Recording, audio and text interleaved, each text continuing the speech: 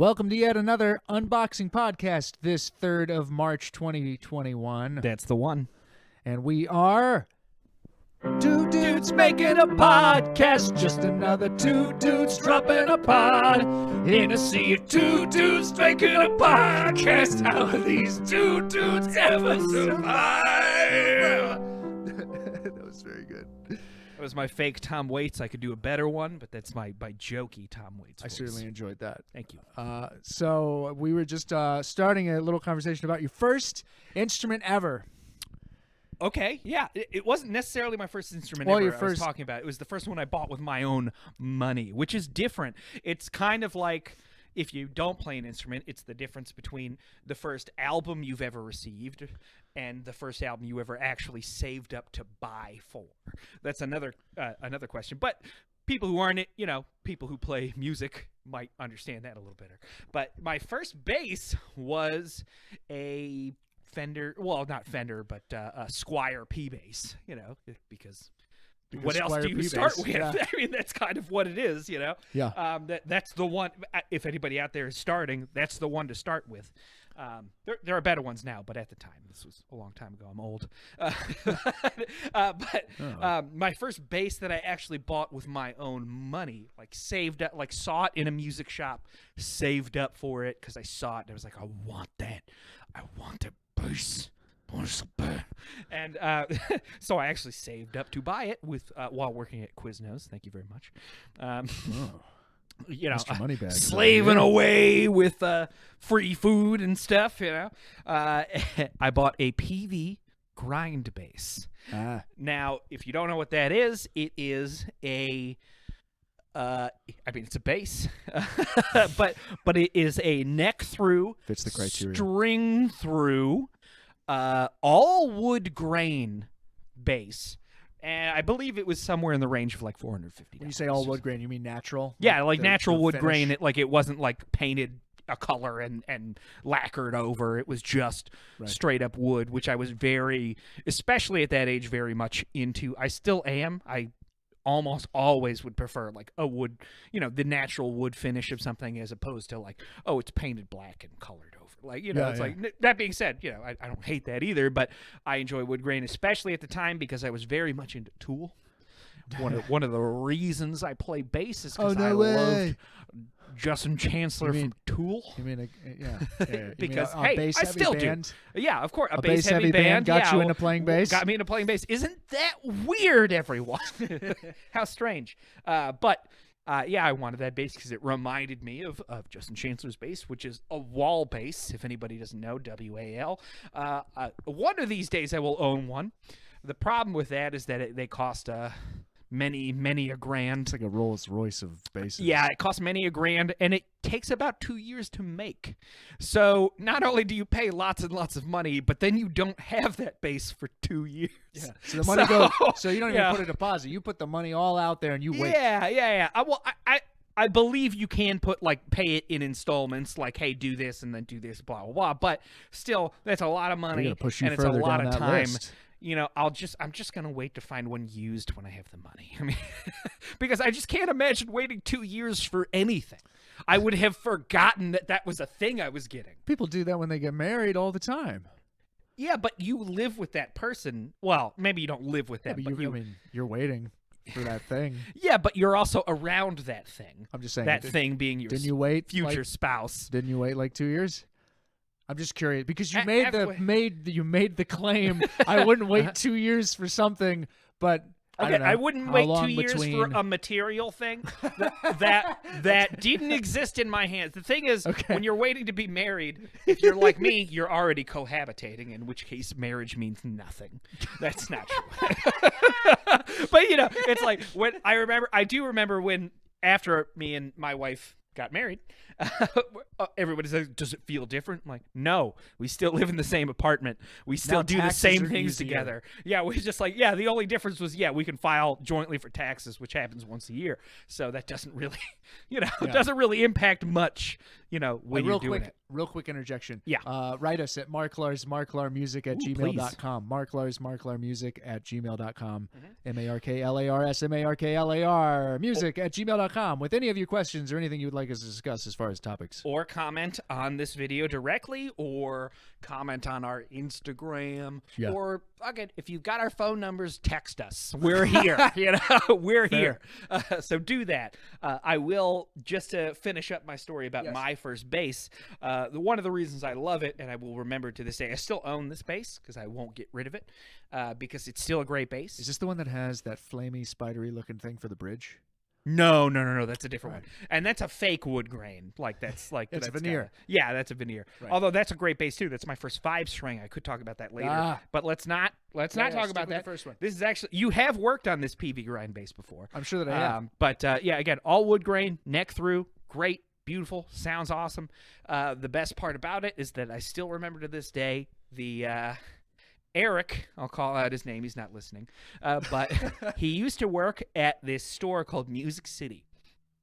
And he was a great man. And by that, I means he was just the burnout behind the counter that was older than me, so he was cool as fuck. Now, I did not... that vocal fry. Cool as fuck. Hey, kid. Hey, what you want is this Peavey Grind bass. Okay, to give you an understanding of Eric, I once bought Guitar Hero in the mall. And now that is important because I was in the mall carrying around Guitar Hero, because you didn't buy it as a video game, as a little video game. It came with a huge controller, so you're carrying around a big case with you.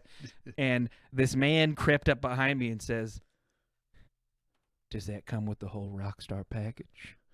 And I look back, and it's Eric, who I do know, so it wasn't as creepy. And I was like, "What do you mean?" He's like, "Well, like heroin." And I started laughing, and I was like, I don't know, I haven't opened it yet. We'll find out. But the only reason I want to mention Eric is because I didn't buy it at that store, Music City, although that's where I was taking music lessons at the time. I didn't buy it at the store. I bought it at another store that I can't remember its name. KB Toys. Doesn't matter. But I brought it in, and I was so excited to show off. I got a new bass for my next bass lesson. I'm going to show it off, and I'm playing it in the back of this tiny music shop. And again, remember, it's all wood grain. It's kind of a dark wood. It looks really cool, like it's a neat. And actually, I've seen other basses of this, like other versions of the same one, and it's not usually as dark as a color as the one I have. So that's interesting, just because every as other an one. owner of this bass. Yeah, as the owner of this bass, it's special. It's different. It's got a little knot hole over here where the wood is not as integral as the rest. Exactly. Like those are things that mean a lot to me.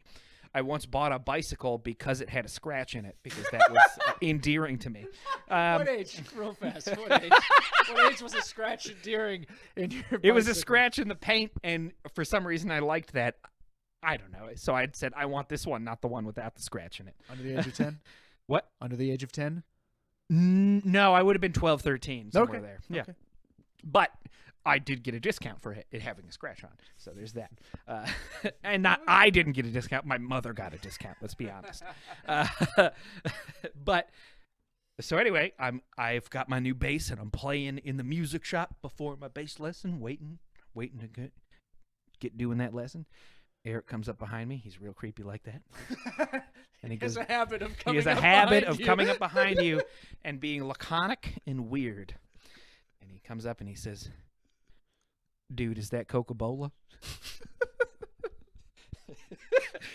Alex was, I don't know.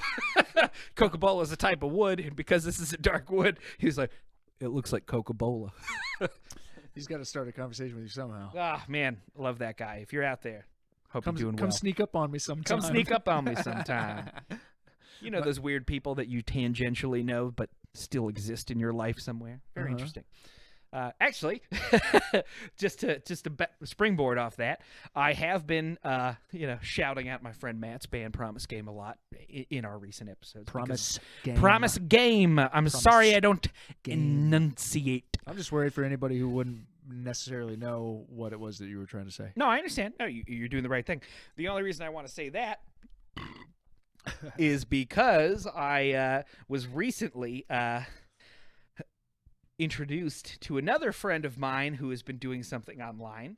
And the only reason I bring it up is because the reason we do this podcast, the reason we do anything, is because we're bored during a pandemic and we need more stuff to do. It's not the only reason that we do anything. No, of course, but it's the reason we're doing this right now. Sure. I'll give you that. The only reason I agreed to it is because I realized I want my friends to do more things so I can know what's going on in their life. Sure. Because we're having some trouble with that. And I think it was either on Instagram or Facebook, like places I almost never go to unless I get a message. And I saw my good friend Jeff Doyle had started a YouTube channel called A Great Undertaking. King is capitalized. I'll make sure to put that in the description. Yeah. Oh, yeah. A Great Undertaking. Capitalized because the King is capitalized because it's a YouTube channel where he's breaking down Stephen King media. Like he'll do he's actually going from publication of the written material. So like, Stephen King's first book, Carrie, and then That's his first book? Yeah, that's his first published book. With the lady gets the blood poured on her? Yeah, exactly. Okay. So, and I like how he's doing it because he'll do a review and like breakdown of the book that was released, in chronological order, but then he'll do all of the extraneous media off that. So he'll do one episode will be Carrie the book, and then it'll be Carrie the movie, and then it'll be the second remake of the Carrie movie, and the third remake of the Carrie movie, and then the musical Carrie, and then yes, they did make a musical. I'm unaware of that. And so he's going off and doing these things, and I absolutely in love with it because he's great. I love him as a person, and it's really funny. He also does these he does fun costumes. So like throughout the whole Carrie thing, he's wearing a white dress and a wig, and you can tell how uncomfortable he is. By the time he gets to like the fourth video, you can see in his face, why did I decide to do this? It keeps going, and it keeps happening until he gets to The Shining and actually comes out and realizes, oh well, I dressed just like Jack Torrance, so this is going to be fine for a little bit. But I highly recommend checking that out, especially if you like Stephen King. Like an out-of-work lumberjack? Yes, exactly. Bam, you hit it. The reason I want to mention that is because it's so nice to see my friends doing things. Yes. And I met Jeff Doyle because he was in a band while I was in a band. Isn't that interesting? That means you were immediate friends. That's immediate friends. And that's I'm calling him my friend. Which, by the way, that either spells immediate friends or instantaneous enemies. Instant enemies, exactly. Thankfully, Jeff was an immediate friend. It's so funny. He's like, oh, I consider him a good friend. We only have talked during the myriad of shows we've done together. It's not That's like the connection. we've hung out, besides that. But sometimes those are the best friendships. But it's true because I don't have to worry about anything. It's just like, oh, he made something cool, and I get to check it out and say, I know that guy. You just you consume each other's creations. That's about it. Exactly. But I met him because he was in a band called Nasty Midnight, while I was in a band called Mob Day, MOBDAY. I'll have to say that. That band is still does exist, so if you feel like it, go check it out. They're good. I was in it at one point. Not anymore. Pluggity plug. Pluggity plug. But the best part about Jeff is that I think he literally reached out to me directly because he had found Mob Day. He's like, hey, you guys are cool. We're cool too. We should put a show together. And I remember listening and being like, holy shit, Nasty Midnight's awesome. I want to play a show together. And then I booked a show, and I was like, man, Nasty Midnight's awesome. I don't want to play this show anymore. I was just like, man, they're really good. I don't know what to do about this. Intimidation. Yeah, exactly. Now, granted, we've played a bunch of shows. Everything went fine. They're great people. It's wonderful. He is also in some other bands right now. Nasty Midnight is no longer together, which is sad. I love the name of this one. It is what it is. But he is also doing a band called Enormous Little Things, which is wonderful. All of this music, by the way, is very much hard rock, riff-driven. So if you like things like Clutch, things like that, you're going to fucking love it. If you don't, listen to it anyway. It's great. Yeah. If you don't like it, you're wrong. You're wrong because it's fun. And screw you. But yeah, so right now he's doing the YouTube channel A Great Undertaking, which I can't recommend enough. And his two bands that he has going right now are Enormous Little Things and Black Alley Dentistry. That's the one. Black Alley Dentistry is also great. It's actually with Tyler Logan, who was the drummer of Nasty Midnight, and I also recommend that one. They're all on Bandcamp. Just go fucking check him out. He's good. He's good, man. He's a great bearded rock vocalist and guitar player, and it's all free. Fucking check it out. What are you doing? Me? Like, no, What am I anybody. doing right now? Everyone out there that exists. Check out some music. Have a good time. Yeah. You're probably already listening to music anyway, so you might as well put in some more. Yeah. And, Add you it know, to the this sounds like shameless plugs for my friends, because it is. Well, is it really? I mean, that's not an issue that people usually have. It's when you talk about yourself. Yeah, that's true. So none of But- these things are you, so there's no reason Yeah. to feel shame about it. Well, it's not that I feel shame about it. It's that, like, these are friends of mine, and they're doing things. And check it out. Check out Promise Game. Check out Enormous Little Things. Back Alley Dentistry. I almost said Black Alley Dentistry. It was very close. You know, a great undertaking. Do it. You're on YouTube now. Go there next. We'll put these all in the description. Yeah, of course. I want to mention my first instrument Ooh, yeah. that I bought with talk my about own that. monies. Ooh. What was actually before that? What was your first instrument not bought by your own monies? My first guitar. Well, let's see. So I played piano a little bit, but I was given a guitar by my family. Little children-sized nylon string acoustic. Perfect. And, Unplayable. yes. Well, that was one of the issues, wasn't it? Yep. And my grandfather, he put little numbers on it for the G chord and the D chord and the A chord. Ooh. So he gave me some cheater tips on the frets, and I think I screwed around with it a little bit, but I didn't have the interest because I really wanted to play NES video games. I really wanted to play that controller. I wanted to play video games really bad, so I How lost old? interest. How old? Like 5 or Oh 6. yeah, that's way too young Very to young. start. Yeah. Yeah. Well, it's Well, not too yes. young to start, but I still have that guitar, oh really? which is wild. It just is ended up in my possession again. The piano was the follow-up instrument that my mother tried to teach me. and I bet you had no interest in that either. Well, I really wanted to play NES video games. Yeah. So that's You what hadn't moved on to Sega yet, you That's what I wanted to fucking do. pansy. Well, only had so much the interest. knuckle moving on the black keys. Now she would have been the one to probably smack at your hands for playing that shit. Mm-hmm. She would at least think it. You know, oh, she would definitely do it. Yeah, She'd good. definitely do it. Good. I mean, she's right, but Yeah. No, she was. She just, she's also right. The follow-up then eventually is, I actually played fucking clarinet in school band. I played flute in school band. That's interesting. Oh, so we both like blowing for a brief period of time. So, clarinet for like 2 years actually, Same. and forgot everything about it. Same. I kind of still wish I could play it. I probably could, but And then I discovered an acoustic guitar behind a couch. you discovered it Yeah, it was hidden away. behind a couch. Yeah, it was behind a couch. My dad had bought it in '91. He just bought it and always still had it. Were Never you born touched. in '91? I was. That's right. Yeah, that's right. He needed something to do while my mom was busy being pregnant. So he I didn't mean, have hey, to be there. Maybe by I all don't fucking means. know No, that what makes sense. reason he would have had to attempt to learn guitar. I understand that. I just wanted to know why it was behind a couch. I think it was escapism. Not why it's behind the couch. Musical instruments usually are. So it was behind the couch. Oh, it's because also escapism from failure because he didn't bother to learn. He just didn't take the time. So then the guitar sits there. But hey, it's one of those great fateful things that it's there so I can discover it one day. Yeah, so it's And your it's your idea instead of somebody else's idea to put it in your hands. Yeah, which makes a huge difference. So the seed's already been planted at a younger age. I rediscovered it on my own, and I say I'm going to try and learn this on my own. And we had a couple of guitar books laying around. These Real fake books. Sorry. no, that was too serious. Yeah, I know. Certainly too serious. These had like cartoony images, and were like that book where it's To like, learn. Yeah. Yeah, to but the learn. kind of book that's not the shape of a normal book. like the half book. Yeah, it's like a half book, okay, I know what and you're it's talking too about. wide. Yeah, It's really yeah. obnoxious looking. It's like, stop making these. Don't just give us a fucking book. They please. don't fit in a backpack the way you think they do. They get all fumbled up and bent and shit. Fumbled up. Yeah, it's a good way of describing how It they look. is.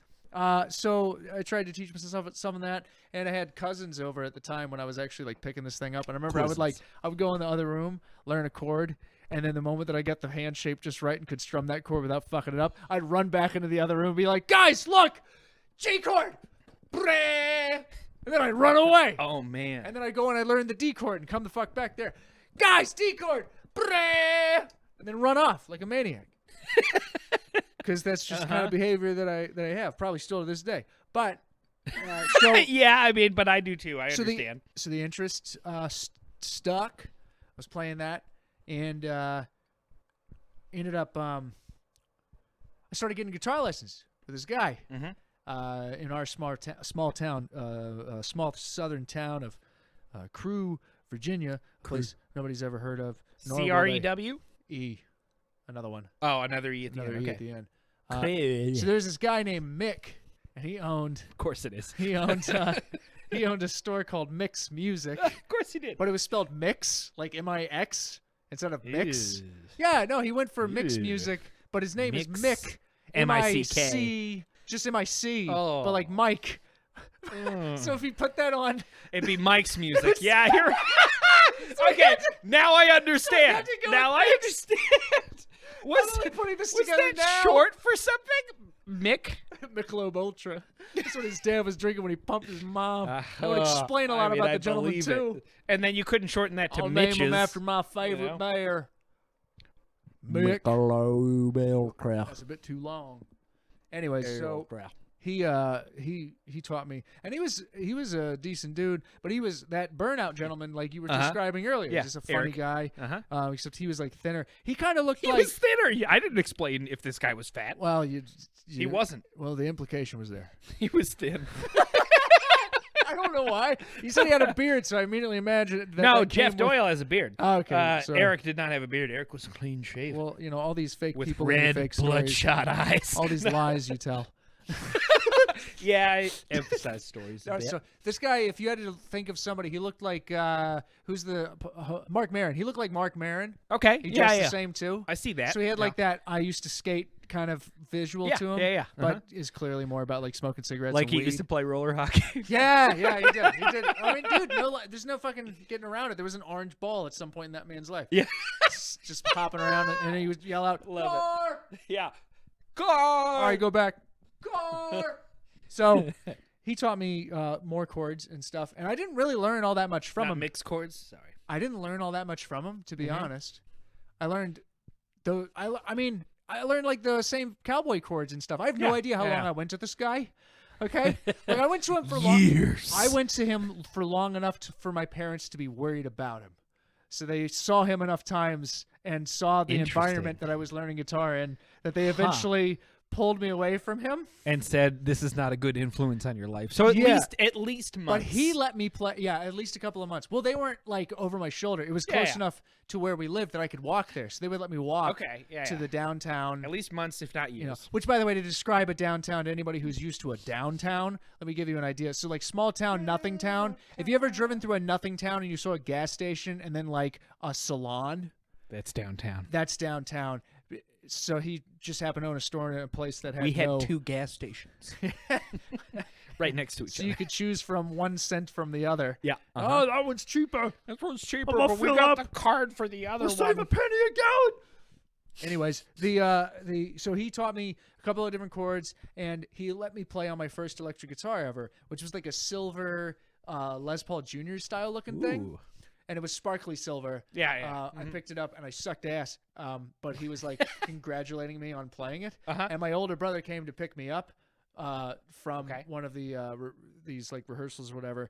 And this guy's got like, if you had to come up with like a movie environment of like that couch with burn holes in it, and that smell of people smoke inside here, you know. And he has a tenacious DC. He has a stand ashtray, a metal stand ashtray, like in the middle of the room. Like he smokes in there. Classy. Yeah. You know. Anyways, all these things are like, that imagery to like a good church going Southern white boy, Is a thing. Yeah. is a thing where your parents are like, not in my neighborhood, not letting you go there anymore. He's a bad influence. In what way? Like he might. You think he'll encourage me to smoke weed or something? Is that like the worst he could do? Like what I mean, that was pretty bad at the time.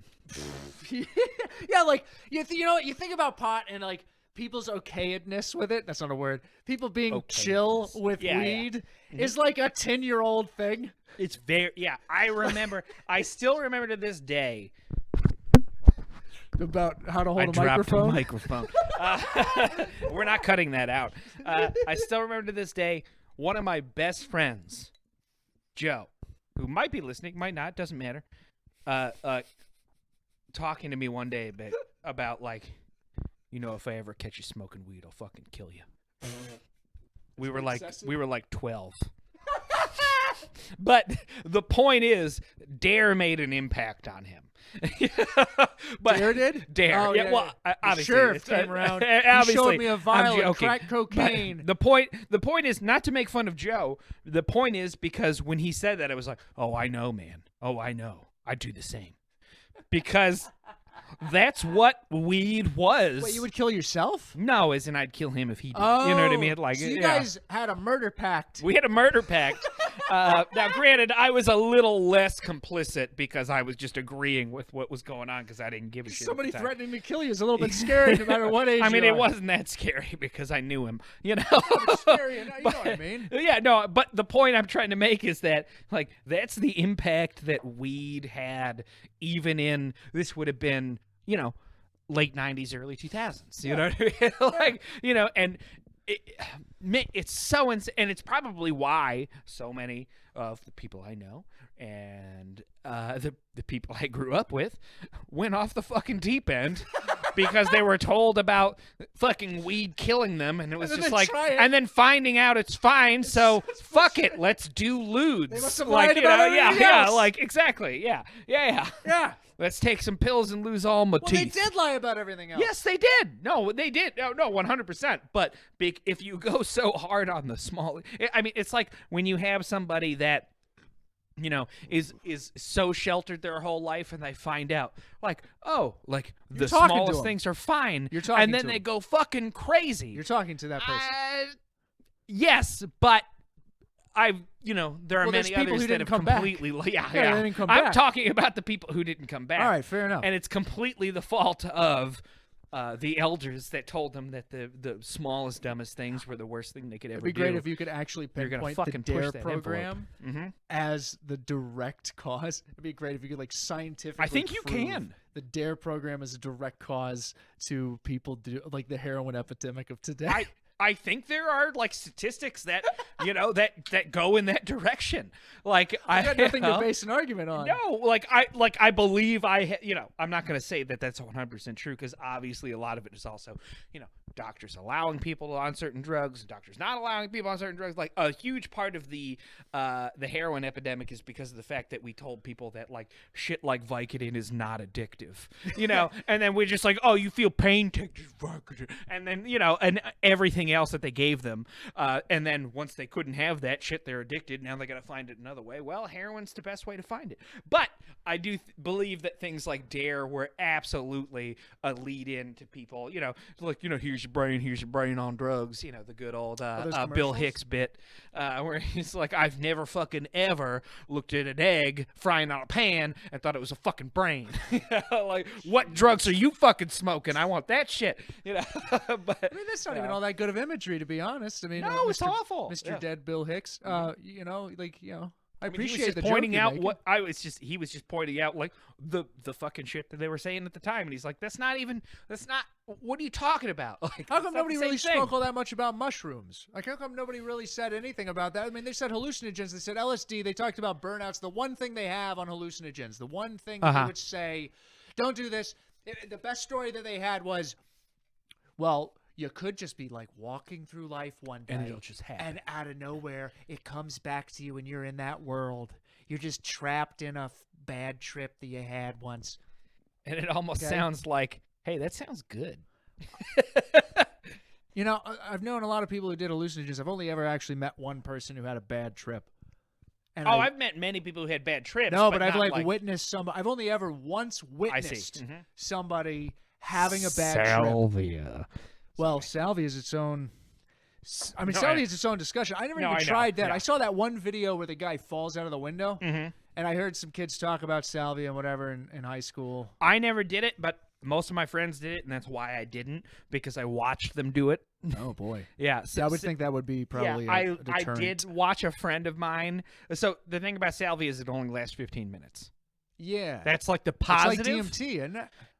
Yes, but I mean, I've never done salvia or DMT, so I can't say it's like one or the other. But what I can say is it's terrifying to watch somebody on salvia. because I watched more than 2 people, but 2 people specifically made me not want to do it. I won't say his name because he was an ex-professor of mine, but I watched him do salvia and him freak out for 15 minutes and not be able to talk to me. And what I realized is that he explained to me afterwards, while he was on salvia. This was while tutoring for a midterm. I fucking wish. I got many stories about this guy, but he was sitting in his lazy boy chair and then could no longer hear us, could only look around the room with a look of terror on his face, again for 15 minutes, and shout at the top of his lungs about how it was going to get him, and then only afterwards did I realize that in his salvia trip, he was a drop of water.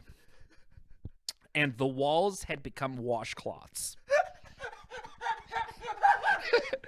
So the walls were closing in. And we're going to soak him as a drop of water. We're going to soak him into them. And then he would no longer exist as a person.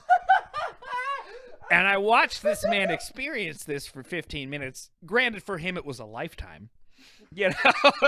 And it was one of the reasons I was like, not doing salvia. Good to know. Good to know. That's not something great. That's not a great thing to do. I heard being absorbed is very painful. Yes. Yeah. Quite.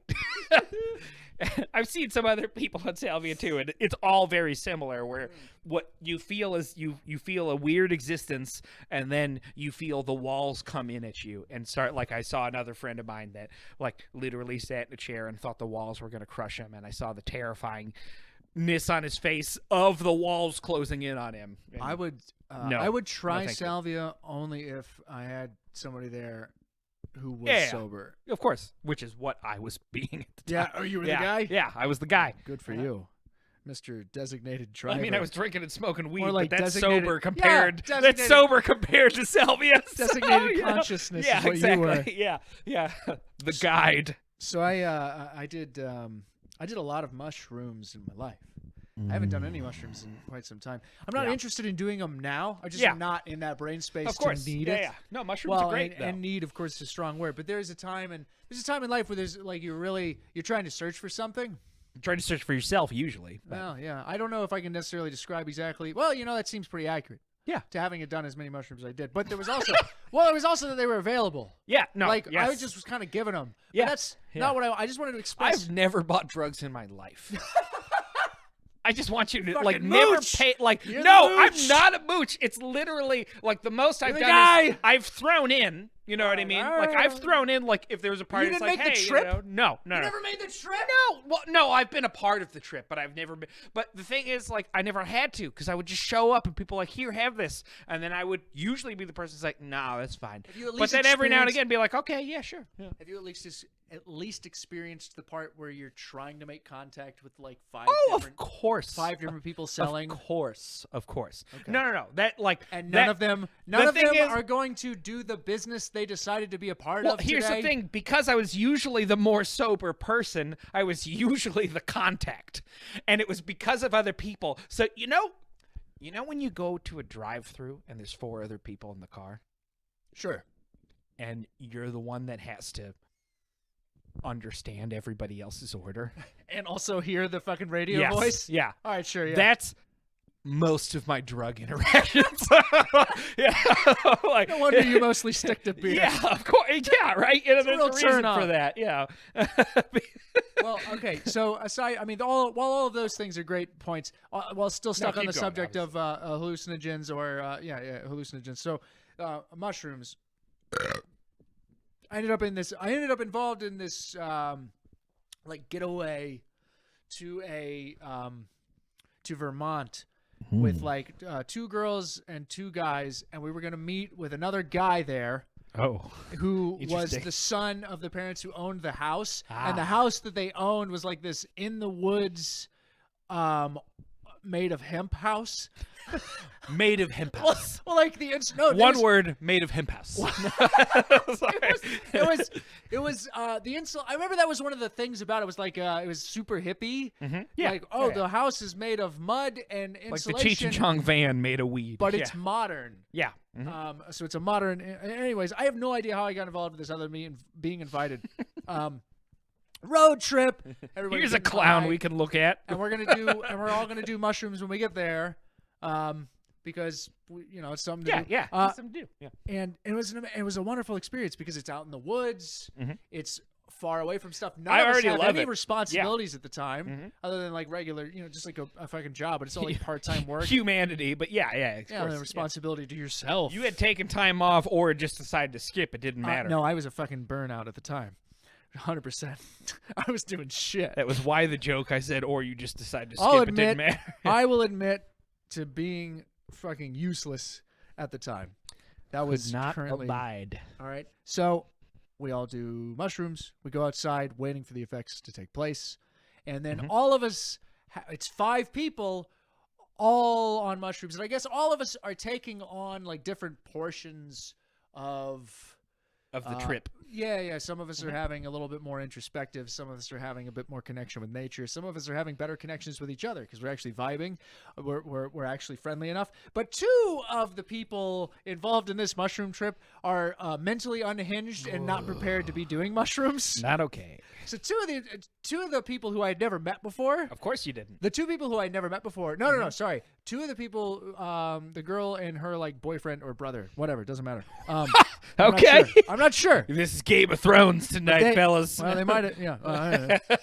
Regardless, those 2 people were well connected with themselves, and they were capable of being on mushrooms. Good. Yeah. The other girl who invited me, who there was certainly some history there of things that had never come about, but tension.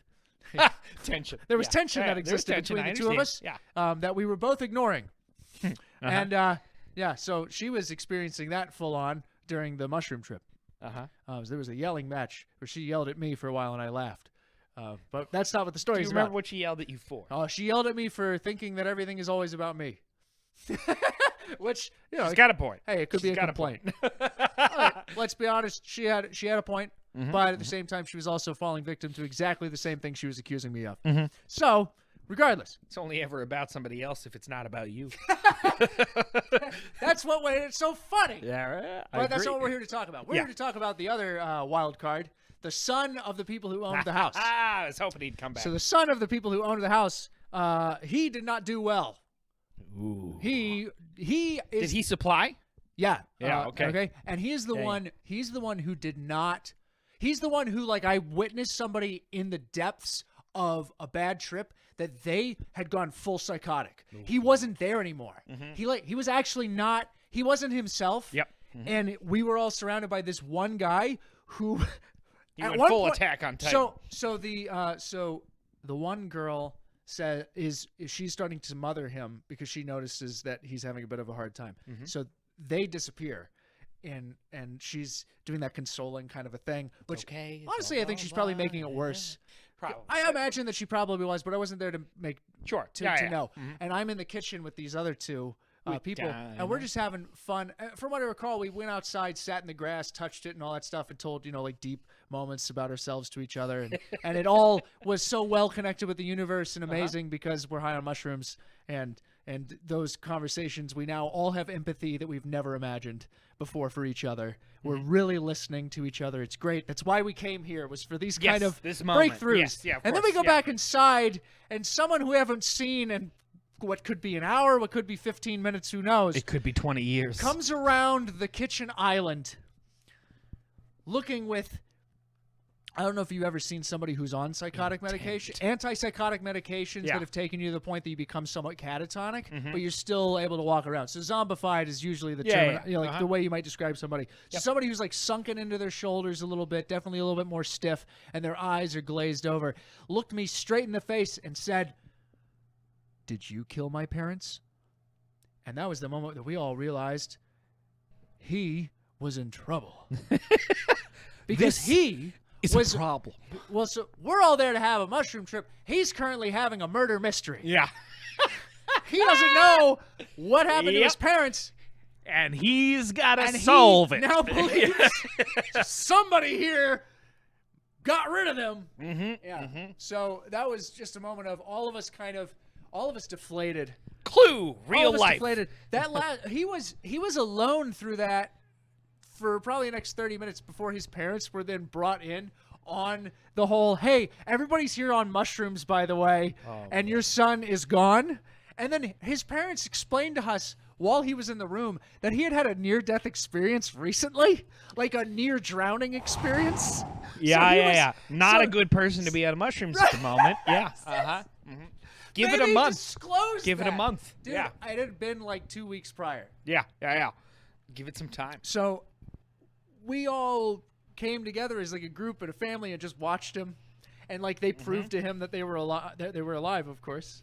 But he still didn't really believe. When he wasn't in the room with them, he didn't believe. He didn't they were believe still it alive. anymore. Yeah. And then eventually he just what's the wildest thing about it is that he snapped out of it. When you say snapped out, like, I mean click, like he bam. fucking clicked out of nowhere back into Into this is the normalcy. world. Yeah. And then the next day we all went cliff jumping. Ooh, hell yeah. That sounds great. Yeah. I mean, that sounds like every drug interaction. You know what I mean? Like, because there's always that fucking guy that fucking ruins it for everybody. And then you always end up in your own head being like, why am I dealing with this? That fucking Why? So because I was the guy who did a lot of mushrooms, Yeah. I knew some people who wanted to try mushrooms because they had never done it before. So I became the fucking shaman. I became the shaman for mushrooms. I shouldn't be the shaman for nothing. It's true. I shouldn't even be the shaman for this fucking podcast. Are you? But this guy, all right, you know, thanks for letting that deflate. So that was an attempt at something. I know. No, it was look, good. I thought I was. So there's this one feeding guy, into it. and this is just another person who's got like one of those personalities. Who's like, they're a depressed person. They've got fucking internal issues they can't let go of. All right, and I've never vomited while doing mushrooms. Okay. Yeah, it's a that's thing. a normal thing. I know that it Like, happens. I don't even throw up from being blackout drunk. I've never vomited on mushrooms either, but people have told me. I don't know if this is true. It's a typical thing. It Yeah, happens to no, loads I of know it's a people. typical thing, but what I've been told is that the reason why mushrooms give you the weirdness is because it's also technically food poisoning, so that's why most people vomit. Yes. I don't know if that is true, but I do know most people do vomit. It's pretty accurate to what may be a more pedantic explanation. Sure. Yeah. Regardless. So this guy wanted to do mushrooms, and it was a trip. It was a Halloween party. That's what it was, Halloween party. Okay? Worst place to start it for the first time. So this Halloween party, I started my mushrooms at a different time from him. And then I was also a drug mule for this party. Mule. I was a mule. It's because I spelled it wrong. I was a drug mule for this party because I was the guy who just was doing.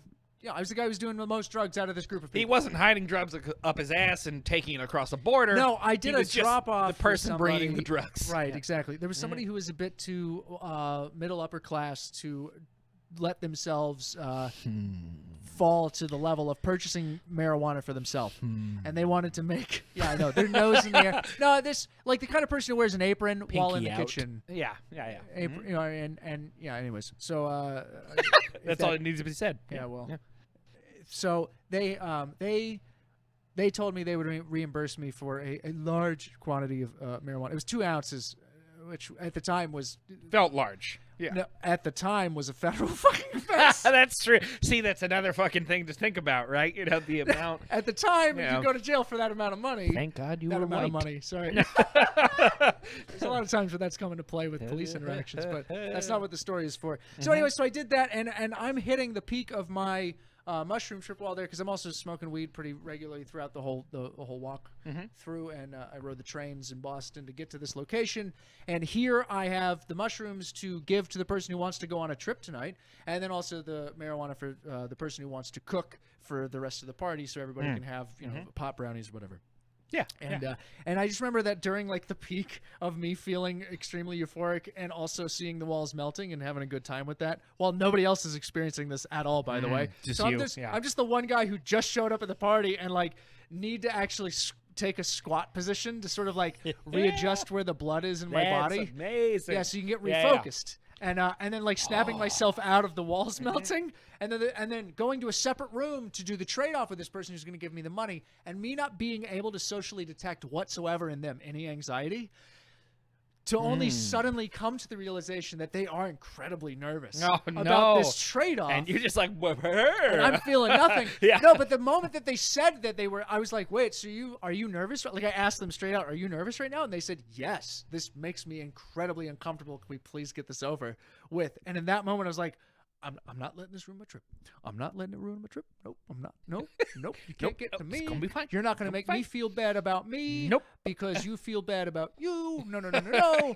So give me my many hundreds of dollars, and then I will be out of this room now. Okay. Yeah. So I left that room, and with my head high above my shoulders, I'm gonna save the trip. I'm gonna save it.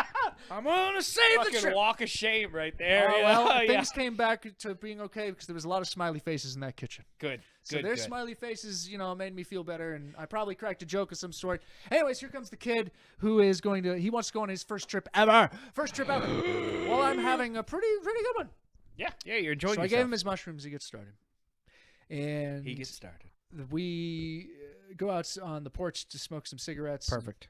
We're hanging out. And at this time, Do all that of the now. people for the Halloween party are starting to show up to the Halloween party in their costumes. That seem This is ama- Boston too, right? Uh-huh. This is And- Boston, yeah. Yeah. So some area of Boston. Yeah. So Just setting the scene. right. High traffic area of people, and there's the costumes just seemed so good. And I remember there was a guy who was wearing like a big cardboard box outfit, by the way. It was like he was like a giant cardboard robot, which is kind of funny. almost like- with LED lights for the face. Yeah. It's almost like I don't know if I've ever told you. you this. really deep-seatedly Maybe understood I this, remember yeah. seeing him with that because he didn't have the head on yet, and then he put the head on, and suddenly it became so real to me. And I just said, and you know what? This bothers me to this day. Okay. I said to him, "Oh my God, that is so cool!" Like, Yeah, really like very energetic excited. about it? Yeah. I was like, "It's lifelike. It's amazing." And the guy inside the suit just goes, "Come on, it's not that real." I was like, "Why would you take that away from me? I gave you compliments beyond." I above and beyond what you probably ever expected to get for the work that you put into your that answer thing. isn't And you like- want to kill my good mood about your achievement tonight? You want to kill the energy of the guy who gave you more than you probably ever wanted. If your answer isn't thanks, man. Yeah, no. God damn Like, it. what the fuck? You're here for a costume party and you're not excited about the potential of maybe winning it? Now, I'm sure that maybe I was a bit too excited. Sure. But even then, it's Come not on. like it's like, You put effort into a fucking costume. why are you going to paint me out to be a dick for being excited for you? Yeah. Immediately. What happened to you that me being excited for you is enough for you to think that I'm just fucking crushing your balls right now? Did you talk about astrology beforehand? No. Okay, good. Anyway, so these people arriving on the porch and coming through, this other guy with me, we're smoking cigarettes, we're watching the parade of costumes come through. He enough time has passed now that he's starting to experience his, and he's experiencing the nausea. And then he has to leave the porch, and he goes down. Shouldn't have left the porch. We're I'm getting, already saying it. We're He getting shouldn't to have the left jumping porch. off point, finally, of what started this in the first place. Oh, no. About talking about the bad trip and the vomiting. The bad trip. He gets up off the porch and he goes into somebody else's yard, which is one of the neighbors, throws up in their driveway, and then comes back to the bottom of the steps and he says, "I just threw up." I was like, "Whoa, cool." So, what was that like? And he goes, "I don't know, man. I think I might be dying." I was like, "Well, hold on now." Whoa, Nelly. Pump them brakes. I wanted to say that so bad. I was like, "No, just wait a second." He's like, I think maybe we need to go to the hospital or something, man. It feels really bad inside." I said, listen to me. You are experiencing something that a lot of people have experienced before, sir. You are in the throes of what is the beginning of something that could be very amazing for you tonight. And you have two options. You're at a crossroads. You can either look deep within yourself and muster up the courage to recognize that what you have is just a symptom of having had done mushrooms in the first place, and we can cull it here, walk inside, and you can have a wonderful night. Have a great fucking time. You will be beyond what you've ever experienced in your entire life. Or you can go Think in you're there. gonna die. You can go in there where all those nice people are having a wonderful party that we just saw the brilliant parade of costumes Yeah. bust through that front door, and you can ruin it for them. And you can be that guy who took that away from them, and that'll all you'll ever be known as. Now you tell me, of those two choices, what do you think you should go with? And that was enough. Ooh. That was enough. Oh, for it him. worked? Oh, thank God. That was enough. Oh, man. He I'm did not it. usually on the edge of my seat. Dude, he I pulled was on the edge of my seat. He pulled it together. Oh, that's awesome. It took just like another pat on the back, like a little rub. yeah, you know? yeah, a little, Give a him little, this, like, a you're little all right. circular We went back motion, inside. yeah. We started to mingle with people. He went to the bathroom, clean up his, his Puke? muddy lips. Yeah, of course. Yeah. And towards the end of that particular, once I thought that he was doing okay, I danced a little bit in a room with nobody in it, and then Perfect. I left that party without saying goodbye to anyone This is a good story. because You Irish goodbye. that's what. I used to do that all the time. Yeah, of because course. I don't you just like. leave. Yeah. Right. Well, I mean, they're fucking. Yeah. You know, It's the opposite of me. I literally say goodbye to everybody, and it takes 2 hours. so many people get stuck in that. Yeah. No, Well, that's what I do. My last relationship, we used to have a thing where somebody would touch their nose at some point in an evening, Uh-huh. and that would meant be, we have to leave? That would be we're leaving, and I'm not the one who's doing it. And which means that I always forgot that was a thing, which meant that I Until always you got had us to out be of the there. one to do. Oh, I was okay. always yeah, the yeah. one who got us out of there. Yeah. Uh-huh. So I mean, I'm just good at that anyways. I can just fucking leave because I Yeah. have no feelings about it whatsoever. It's Yeah, just time yeah, to yeah. go. Yeah. Let's fucking go. Let's go. Let's Let's leave. go already. Yeah. Mm-hmm. I mean, just everybody has to leave anyways. Nobody's going to care. They didn't Yeah. even want you there in the first place. They were over their own party 15 minutes into it. Yeah. That's how most Yeah, yeah. people are. Yep. So, anyways, I went on my own trip and you start getting like texts or whatever. And I remember like falling asleep on a bus station, just like I found a bench and I slept like a homeless person for a minute and then continued on my merry way. Because Of course. actually part of that night was like rediscovering a location that I couldn't find because the last time that I was really fucked up, but like specifically on alcohol. So I was just like, I remember blacking out at a roof that we had broken into Ooh, love roofs. with a girl who I had met Yeah. and somebody that she was actually wanting to fuck and not me, and all of us being up on this roof way too me being the only one who's way too drunk. And I just remember before I blacked out, I had a very vivid memory of being able to see the liquor store and the bus stops in like this very tight like 5-way intersection that was very busy, and just like like if you like the city, visions like that are the kind of things that you just like, that's what you live for. That's the energy of the that's the cool city part. Yeah, is yeah. right, of that many people just. Yeah. And all being able to together. see that from a bird's eye view, it's Great. fucking amazing. Yeah. So I was trying to find the door to the building we broke into. Now, I don't even know how we broke into Were that you trying building. to leave or get back in? I was trying to find where the door was in the general vicinity of all of the buildings. So I was just walking into random apartments' backyards, just of this one area. But fortunately, it's like it's a build. The way that it's built is in such a way where there's like alleys that nobody is in, and everything is like sealed off, that nobody's looking out windows, nor none the wiser of anybody walking about, because it's just normal. When you get to a certain level of amount of people, you don't see one more person walking through an alley as to mean it anything. Just becomes a thing. Yeah. So I found the door, by the way. I Hell did. yeah. I actually found it after multiple attempts. I said, holy shit, this is the place. I was like blown away. But then I had actually discovered it. And I was like, how did we break in though? Because the door was like buzzer operated.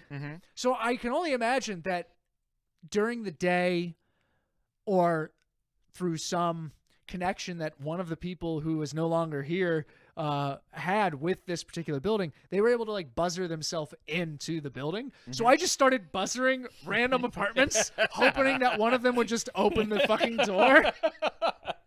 It didn't work. So after I'm all of surprised, that, actually. after all of that work of getting back to the spot, and this is like 3 a.m. Yeah, of course. It Bust. always is.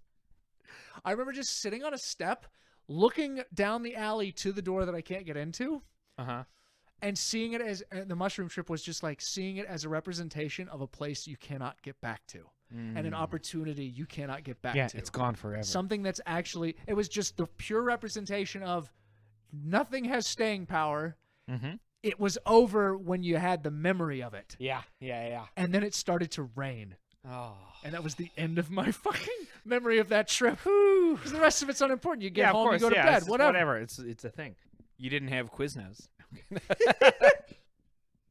That might have heightened the trip at a certain point. I want to ask this. I believe I know the answer. And that is only because it is my thought of I have never had a bad trip. Sure. You know, personally. I have had bad times on drugs, but never had a bad trip in general. You know what I mean? Like, those are two different things. But I only want to ask because I feel that this might be the key.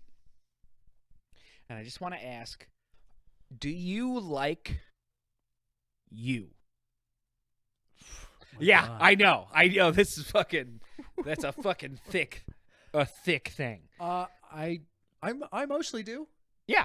Mostly. I would assume, yeah. There are things about me that I could see I'm as not improvement. saying there's not things Do you I wouldn't deep change down about like? yourself. Do I deep down like Yeah. me? Like, if you had, like, a clone of you that was, like, I guess slightly different to the point where it didn't feel like a clone of you, would you hang out with that person? You know what I mean? No, I wouldn't hang out with me. I know that's a little bit. I know that's a little bit rough. But that's not. But that's my own failings as a person. I know, but the and weird a part is that's competitive not- attitude. As I would write myself off as somebody I couldn't spend time around because I would be too in my head about what they were thinking about myself. So that's which is an important. attitude of something of me That's that I actually important, don't like. and that's why I kind of tried to couch it in a. It's not exactly you. It's just a person that's mostly like you. You know because, what? Here's a better answer for you. At the time when I was doing as many drugs as I was doing, I actually didn't like me at all. That's actually what I'm getting at. I think I was that's searching. very interesting. Very that's honestly, very interesting because those are the people that I find who have bad trips. Are the ones who People- like themselves too No. much? People who don't like themselves. Well, yeah, I would think that would be something that would drive a bit. Yeah, I think that you would drive. But that's why I was curious because I as a person, by and large, like me.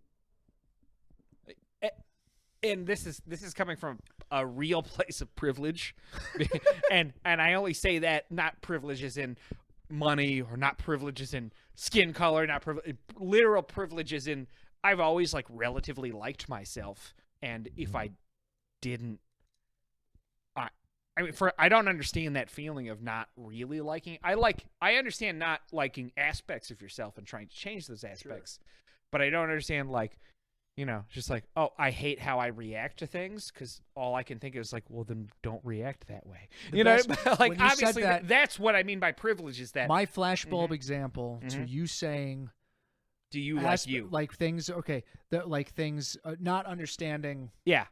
Not liking certain aspects of yourself or something like that, right? I remember Again, that I understand. Yeah. so ingrained in me was a lot of people saying that I was annoying. Well, I've actually also had that, so that's very interesting. And having this this like deep down, why do I even open my mouth on like the worst of days? Like why do I even talk at all? Because everything that ever comes out of my mouth is only Stupid. something. Right. So I've certainly been in a place where I have attempted to not even talk and be the opposite. Yeah. So let's not even talk. Let's not talk.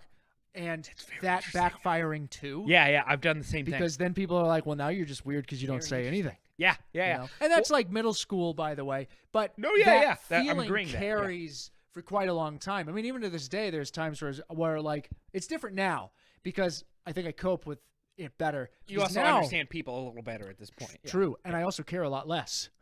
Yeah, I care a lot less about Which whether or helps not you quite a thought bit. the thing that I said was funny. That helps because a lot. now I just own that I thought it was funny. So fuck you. So whatever. Yeah. But I used to not be able to do that. Yeah. It used to be, Oh my God, he didn't think that was funny. Or what I said was so stupid. Now she doesn't like me, or he doesn't like me, or they're gonna Yeah. Like, you know what? You just made me think of this one time where it's like I had a pocket knife, and Cool. While I was Let me just say that. Hell yeah. while I was at trade school for guitar building, there's this one guy Too who's old. I'm sorry. sharpening. Not cool. He's sharpening his chisels. Cool. Okay. Now, let's go ahead and get this out there. He's like 5'5" for a guy. Okay. All right. So short. That yeah. comes with its own problems. Yeah, its own issues. Yeah. Okay. Yeah. But it's not like something that I'm like experiencing while looking at him, because I don't see a guy who's 5'5". I just see a guy. You see a guy behind a desk or All right. whatever doing No, something. I mean, if I Sharpening chisels. if I had to do a cartoon of him, I would recognize, well, he's short. I should probably make that an aspect of the caricature of the person that I'm But drawing. he's sharpening chisels. But I'm it's- not going to say nothing about it. I took out my pocket knife and I just said, "Hey, while you're at that, would you sharpen my pocket knife?" He looked me dead square in the face and he said, "No." In a way that he meant no. How dare you? Go fuck yourself. I wish you were dead while you were in this room at all. He And I was remember doing that a project. That was such a fucking no. Yeah. That was such It hurt. Yeah. Yeah, it did. It did hurt.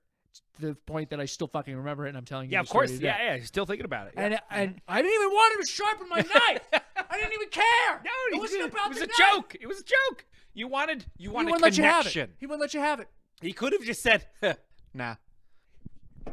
God damn it! Yes, that's exactly what he could have done. But he Yeah. didn't fucking do that. Now, No. did he? No, he didn't. No. He had to have his no guy who represents all the other people who I also hate. Yeah. Oh, cool. I'm glad that this idol of hatred is standing in front of me so that I can put all of my unbecoming moments upon him with a single uttering of no. Very interesting. And I'll go kill myself now. Thank you, sir. Thank you so much. Well, so, man, the reason I even want to talk about this is because I've had all of those moments with all of those people, but still at the end of and granted, I've also been the, why did I say this? Why did I do this? Blah, blah, blah. I know you moved a lot as a kid. I moved a lot as an adult. Well, that's not that doesn't count. You're It doesn't right. count. Yeah. You're right, it doesn't. Yeah, it doesn't. Sure. Because you're not forming an identity. Sorry to derail that. Just No, go it back does to fine. Go back to the thought. But I moved many times as a kid, but I only moved truly once in my head.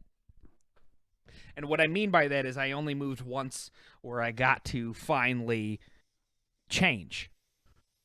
And, so I moved a lot as a kid, as a younger kid, but I only moved once as a forming teenager. You know what I mean? So Yes. I moved from middle school. When I moved from middle school to high school, I've actually explained I moved 5 miles down the road, had to go to a different school. Even though I had to pass my old school to get to my new school. and in the new Yeah. school, you might get to actually play hockey. I didn't. Just a callback. It's just a callback. No, it's perfect. But what was great about that is I got to finally decide I don't want to be this person I used to be. I want to be this person because I like this person better. And the only reason I wasn't that person is because I had already been fit into this role previously. I had been fit into the relatively picked on secondary person in a group. You know what I mean? Which, there were certainly good things about it, but Table scraps. table scraps. But by and large, it meant if somebody got spit on at the park by the group of friends, it was me. Oh, man. I threw up once because of that. That's a whole other story. But and Alex. so it literally got to a point where I decided I didn't like my friends anymore. So then I just started to, in middle school. By the way, you were right not to like them. No, I understand. Yeah, no, just no. thought- I'm very comfortable with myself. Trust me. but it got to the point where I decided, I don't like this anymore. I'm going to turn my life around, and what I'm going to do is I'm just going to read at lunch. Guess how that worked out for me? Guess. Even worse. Yeah. Even worse. Yeah, even worse. I'm just going to read at lunch, Oh, my God. and everybody will leave me alone. No. Never. Nope. That did not happen. Just sitting, you're just, Yeah, that did fish not in a happen. barrel. So I was very fortunate to move from my middle school to high school career. And in that time decided to make other friends, kind of become a more dominant person, blah, blah, blah. You know, as weird as that is to say out loud, it was a conscious change that I particularly made. And that was when I grew to, that's when it became funny to me to be confident. So it was funny to me to pretend to be a confident person, to pretend to, do all these things, and that was funny to the first friends I was making because I was not that person until it became I am that person. Right. So what was very interesting is I joked my way into liking myself. And I'm not saying this as a roadmap for other people. I'm not saying that you should all learn from me and joke yourself into being an egotistical person.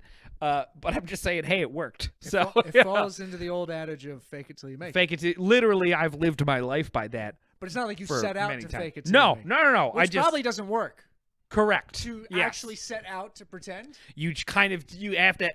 For me, it happened naturally. It became funny to me to be like, aren't I cooler than you? And it was funny to my friends at the time for me to do that. So then it just eventually became I was that person. On the subject of moving around and trying to reinvent yourself. Unsuccessful every single time. And also never capable of reinventing what is something that is completely too tied to your family is a unit that you are a part of, and you're not going to stray too far outside of that. That's probably the difference between you and me. And also you go to church every Sunday and you mean it. That's also the difference between you. So here's the reinventions that I attempted were always just stopped by like my mom buys my clothes, so that's not going to happen. So you'd be like, I want to buy this thing. No, you can't have that. Can't have it. Why not? Well, because I said so, you idiot. Duh. What else do you expect? You can't have shirts that have all kinds of things on it. Oh, I understand. Or it'll be like, oh, here's one that says something on it, and you wanted something to be said on it, and it says just a dumb, stupid saying that only a middle schooler would ever wear, or a guy who's out of work. So, so what I did, so because I was incapable of like the rebellion that I was attempting to have, what I did was I went out of my way to only have clothing that had no markings on it whatsoever. So I only had plain shirts that said nothing. You were born 20 years too late. Or too early, I mean. And plain jeans. Yeah. And that was it. So I only ever wore those Now that things. would be fashionable. Well, it was even kind of fashionable at the time if I was the least bit hip-hop. Well, but I wasn't. That's true. Yeah. And I wasn't the least bit hip-hop. And you were the most bit hip-hop. But there was something, okay, so like a actually disturbing moment of attempting to reinvent myself was, so I was really fat throughout my teenage years. Yes. I weighed 265 pounds when I was 14 years old. That's amazing. I remember stepping on the fucking scale and seeing that and just like soaking that in. You're a goddamn hero. This is a live, I'm standing before a live god. Shut up. No, Shut the fuck up. You son of a bitch. I'll kick He's a good looking man. That's all I'm saying. Well, don't say. Well, thank you. I'll just take the compliment because I've been taught a lot to do that. I know. You get taught to take compliments. I'm also pushing your buttons for a reason. After failing. Yeah, because you know this will be the reaction as well. Exactly. Listening. What I ended up doing to try and reinvent myself while being fat instead of exercising or eating better, because I didn't know. Yeah. Was I had it in my head that I looked funny when I walked, and it was because I swung my arms too much. Here's the thing. You probably did, though. You're right. I know you. I did. It was probably also a thing. It wasn't the end all be all. I probably looked funny when I walked. Okay, but this was not the solution. You probably had. Listen. Yeah. Okay. What you're doing right now is you're kind of sticking the butt out a little bit or something like that. Yeah. And like that happens when you're fat a little bit. Like the belly kind of takes over to the front end, and the rear end might get pulled out. It's like wearing heels but on your stomach. So. Heels on your stomach. So. Somebody draw a picture of whatever that makes them think about. It makes you think of a wheelbarrow, but somehow with feet. So, anyways, with heels on it instead of a wheel. The solution to solving for looking funny when you walk because you may swing your arms too much, and that makes you look fatter. Which It everything does, makes you look yeah. fatter. Yeah, It's just everything because does, you're yeah. fat. Being fat makes you look fat. Yeah, I mean, it does, being fat yeah, makes you yeah. look fatter. Okay, I know this. I thought that if I just held my arms very stiff at my sides while walking, I wouldn't look fat. Nope. Okay, but this was on like a day. This was on a particular day. Oh no! Where- It's one day. Yes. Yeah. That was the goal of the day. Oh, was no. to look as least fat as fat as possible by holding my arms tight at my side while walking.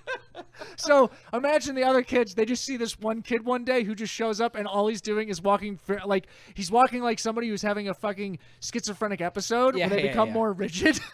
If you've ever seen somebody who's having a schizophrenic episode where they become catatonic, yeah, I that's know. essentially what I did.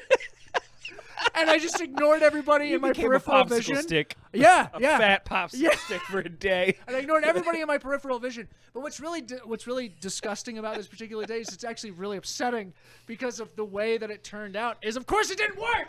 It didn't work. It didn't work at all. And No? people were laughing at me openly, and it was just slowly spiraling at me into the worst day that I've probably had at the like within that Yep. year. And what's I even can understand. and what's particularly worse about it is like the moment that I realized that it wasn't working was when I was going over to my dad, who was a teacher at the high school. So the high school kids who aren't my peers are just seeing this kid walking like this and wondering what the fuck is Just going on. Setting him up and knocking him down. Shit, Just, yeah.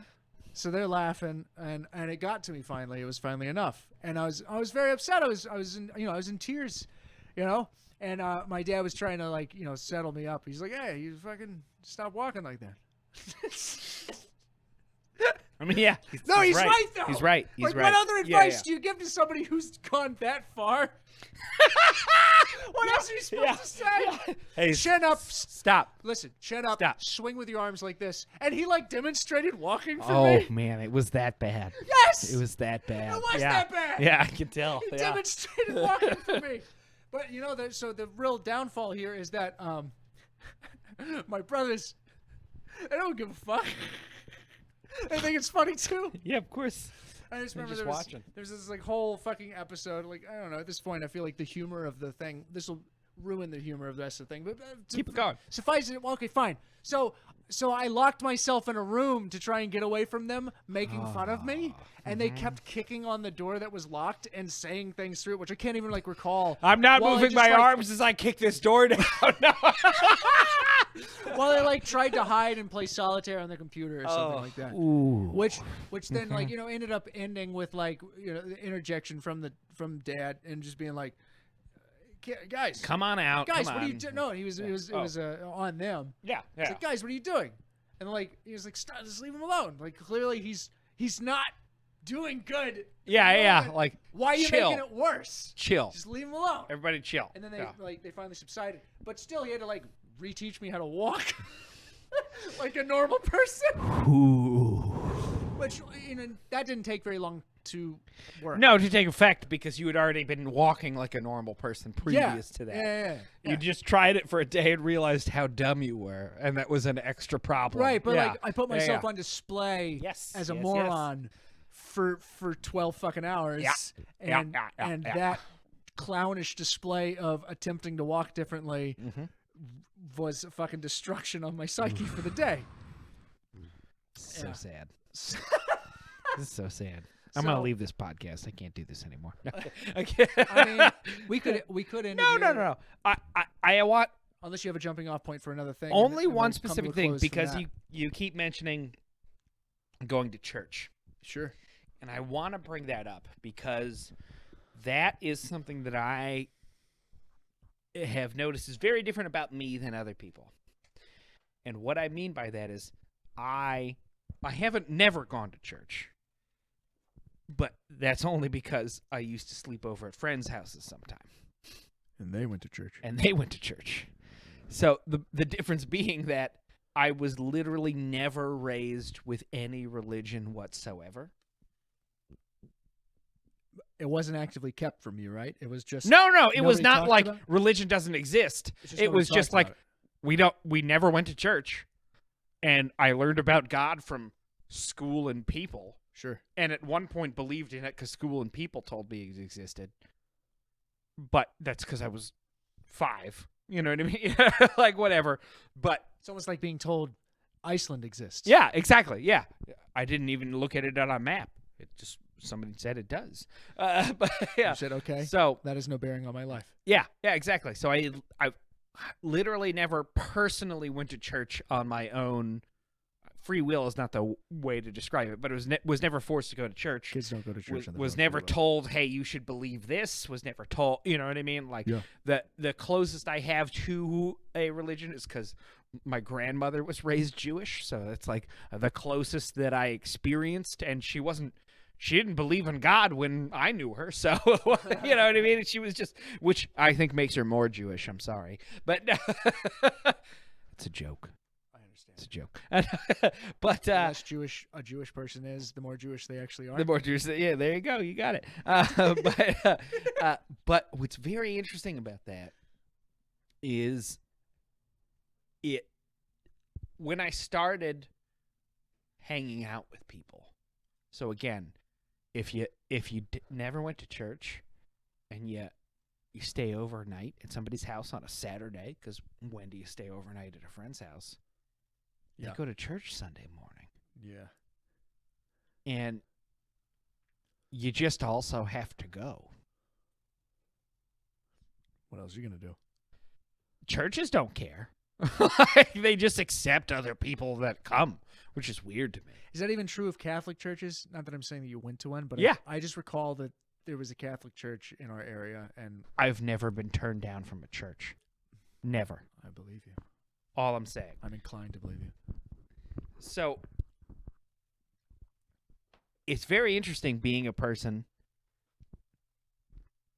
that goes to churches. Can you hear me? Yeah. Okay, because I can't.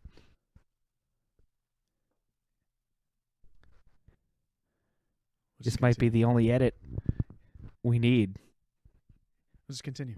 Okay. Anyway, but so I've never been a person that went to church, but I had to pretend.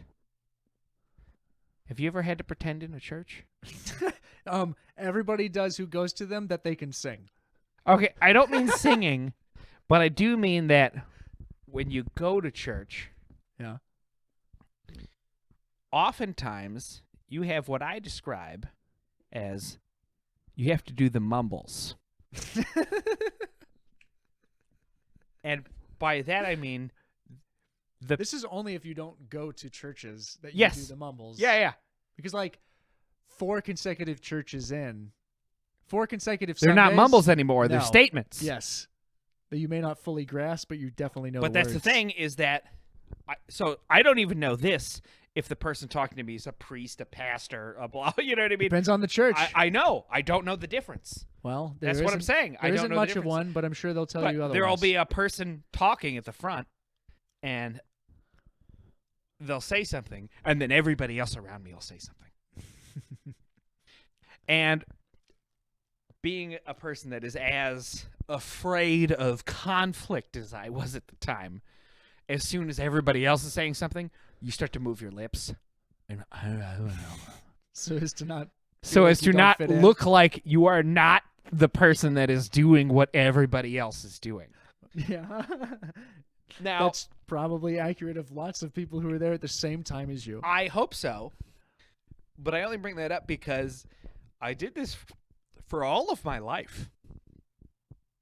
And not that I went to church often, but when it would happen, when I have to be in a situation where that happened, I would do this as if somebody would point at me and go, "He's not doing the mumbles.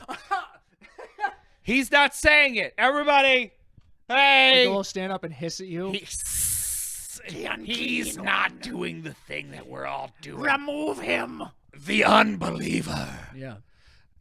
But until I was in my 20s, so obviously there was a larger part of my life where I was no longer ever having to go to church, because even if I stayed at a friend's house, if I had a car, I'd be like, "Fuck you, I'm going home." You know, like, you know, not doing that bullshit. But then friends started getting married. Friends get married at churches. Yep.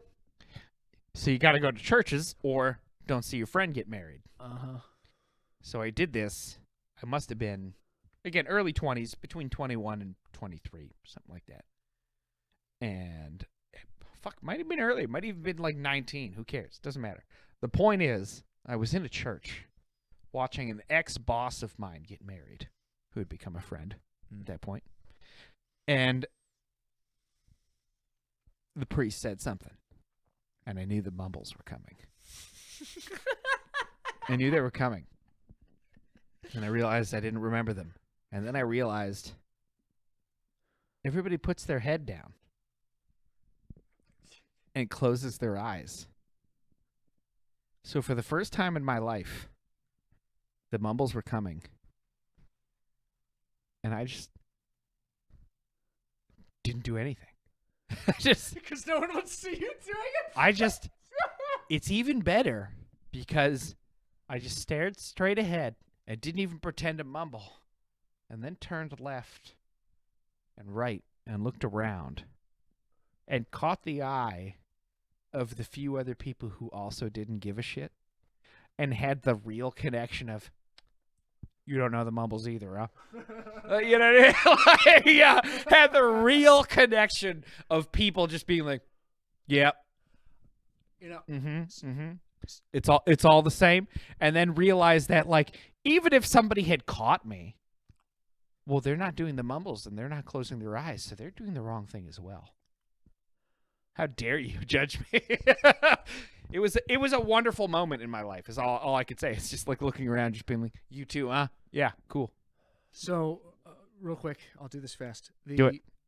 Reason that we stopped going to church is because we found out our church was run by racist people. Ooh, congratulations. Well, yeah, it was the like that your family had the wherewithal to... The family had the wherewithal to recognize, oh, these people are racist, so I guess we can't keep going to this church because that would be supporting a group of people who are exclusionary. And the way that we found out was that my mother was doing a community choir thing and like theatrical production of just like some churchy singing stuff. Yeah, churchy singing stuff. Plays. You put on a play for like a week and you figure that out. And she always had open quote unquote casting, but really it's just like whatever kids are going to show up, we'll find a spot for them, whether it be in the choir or performing. And there was a black family, and their 2 children were a part of the thing. And it was the first time that there had ever been a black family a part of this particular church, because like, you know, churches in the South, oftentimes, unless they're going for that like new age kind of church going thing, oftentimes they just kind of are segregated. Like it just appears to be how that they are, even though most of them are accepting of different colors and backgrounds of people. It's because of like the past has kind of kept going. Right. So, and then it's like the neighborhood and the church has been the same church, and the same people have been going to it for the last 40 years. And of course, you know, racists will be racist, won't they? So until they aren't. So anyways, or they're dead. And the which probably is what happened to these old ladies, these fucking old bags. They refused to let them eat at the potluck. They were like, no. Oh no. Yeah, well, fucking, what can I say? That's what they did. So we said we weren't going to go to that church anymore, though we did finish the production. It's not like we halted everything. Yeah, of course. Like we ruined it for all the other weeks because these old bitch bag women who said you can't have fucking mashed potatoes with the rest of us, you know, are going to ruin the whole production. No, fuck you. We're plowing ahead and we're going against it even if you fucking want these people absolutely. gone. So that's what we did. Let me stand up and say, fuck them. Let me be that guy. I'm sure their whole congregation is somewhat falling apart if that was the behavior, but whatever. Well, yeah. That's not the point. We stopped going to church, and That's very interesting. Stopping going to church meant that there was a long period of time where you got to reflect on what it was like to go to church in the first place, and then not go to church, and then not go to church because I don't believe nothing. So, So then, but then it was where the go on Easter and go on Christmas family, because but we would just like try out different churches. So you just be like, oh, here's this really big one. Let's go to that. That'll be fun. Let's see what their whole thing is for Christmas time. And it's like Ash Wednesday or whatever it is, where they like take black and they paint it on your forehead in the shape of a cross, but it mostly looks like a plus sign because people, I know what you mean. They're not very artistic. But I always refuse to do that because I just don't like stuff. I don't like being touched by stuff. And I don't want stuff on. Sense. I don't want representations of things on me. I don't even like stickers. Freak me out. It's just like in a just deeply disgusting. Anyways, we go to these things. And I wanted that Eucharist this time.